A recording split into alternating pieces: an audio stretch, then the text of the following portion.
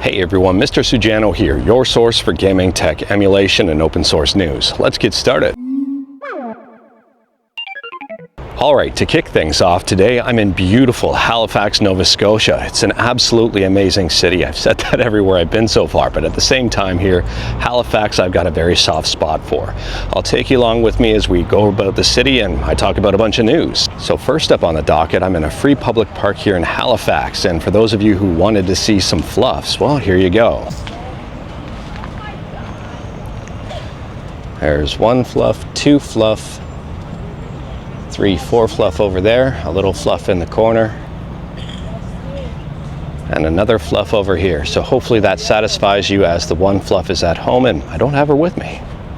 Next up, we're talking about the Retroid Pocket, and we've got release dates, we've got prices, and we've got specs.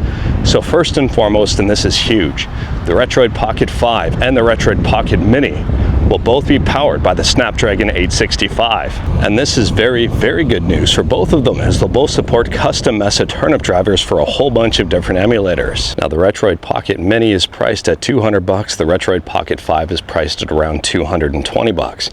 Or you can pick them up both, save $20 for $400 overall. They both have 6 gigs of RAM and 128 gigs of storage. And if you pre-order, you can save a couple of bucks. Now, for those wondering, I don't think that these are going to be emulation powerhouses, but at the same time, they're going to be a jack of all trades. And at the price point, they, to me, seem very attractive.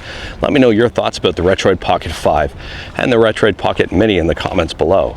And if you're not ready to buy, just wait a few months and we'll probably hear about the Retroid Pocket 6. And speaking about emulation on Android, next up we're talking about Cemu Wii U emulation. Now, Cemu has not officially released for Android just yet.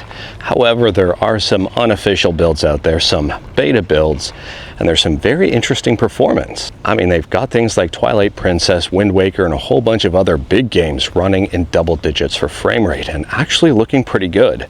Now, all of these games can obviously be played on the GameCube or even on the Wii, but at the same time here, this is awesome for Cemu.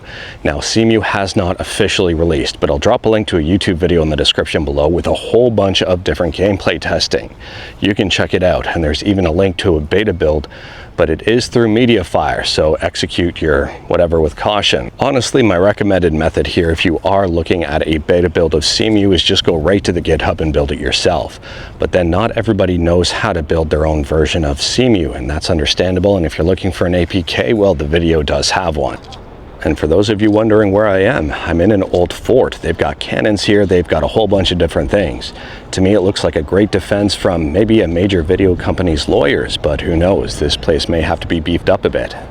Next up, we're talking about PlayStation 3 emulation with RPCS3. Now, we've talked about RPCS3 very recently, but it turns out that Windows got an update that improved RPCS3 performance. I'm not joking with you. The RPCS3 team shared some performance improvements for about 8 frames per second. I'll drop a link to their tweet in the description below.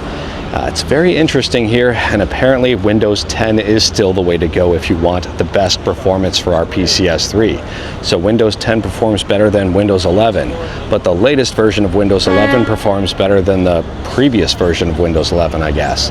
So always stay up to date here and you'll get the best performance. But I guess I will caveat that with saying that that's not necessarily always the case, because I mean, look at Windows 10 outperforming Windows 11. Ridiculous.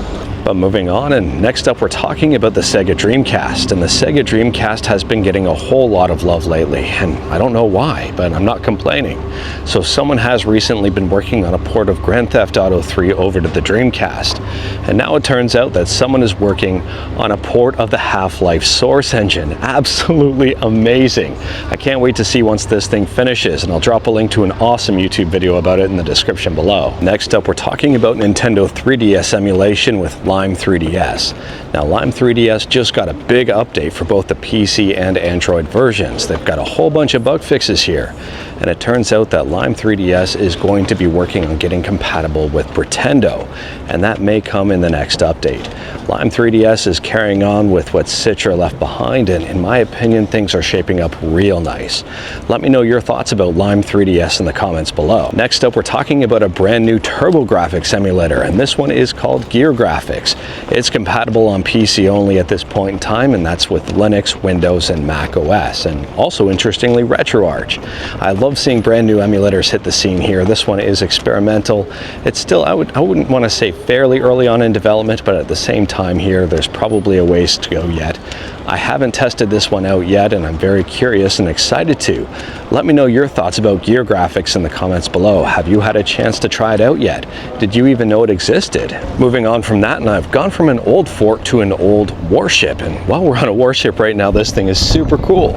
And the next thing we're talking about is Prime Gaming. If you're a member of Prime Gaming, this month Amazon is giving away 28 games. Now some of these you will need extra installers, and some may be a headache to get set up. But at the same time here, 28 games for free if you've already got Prime Gaming is a pretty good deal. Let me know your thoughts about this one in the comments below. And I will say, if I've already got some of these games in my collection and they give me a key, I'll be having some giveaways for you. And speaking about free stuff, last up here we're talking about Sony's 30th anniversary, and Sony has unveiled plans, or at least some of them, on what they plan on doing for their 30th anniversary. And one of those things is a free game. It's called My First Gran Turismo. And this isn't, I don't think it's going to be a full, robust game, but it's designed to get people into the series. On top of that, they've got these Shapes of Play, which is going to be an interesting board game. They'll also be releasing some God of War music to Spotify and even more. So I'm very curious to see what else shapes up for Sony's 30th here. If you know, let me know in the comments below. And if you've got any guesses, let me know in the comments below. But anyways, that is all I've got for you in this one. Straight to the point, all stuff and, well, a few fluffs, except the one fluff. We talked about a bunch today. Let me know your thoughts about absolutely any of it in the comments below. If you like this video, leave a like. If you didn't like this video, leave a like. Hit that subscribe button, check out my other videos. Don't tempt fate, save your state.